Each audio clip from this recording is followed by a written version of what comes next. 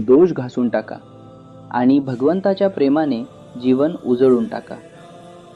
भगवंताचे प्रेम वाढवायचे असेल तर प्रथम आपल्या स्वभावातील दोष थोडे थोडे कमी करणे आवश्यक आहे. जसे 2 लाकडांचे तुकडे नीट जुळण्यासाठी घासावे लागतात, तसेच मन शुद्ध केल्यावरच खरे प्रेम निर्माण होते. घरात आणि बाहेर भीती नव्हे तर प्रेमाचा आधार असावा. आई मुलाच्या नात्यासारखे निरागस आणि निस्वार्थ प्रेम भगवंताशी जोडावे. परंतु प्रपंचातील आसक्तीमुळे नामाची गोडी लागत नाही.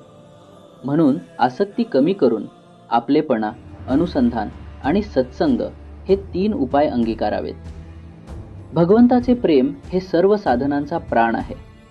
ते आले की जीवनात आनंद, वाणीमध्ये मधुरता आणि जगाच्या असारतेची जाणीव आपोआप होते. दररोज प्रार्थना करा, नामस्मरण करा, कारण भगवंत सहज मिळणारा आहे. एकच मंत्र, नाम घेणे हाच भगवंताच्या प्रेमाचा खरा मार्ग आहे.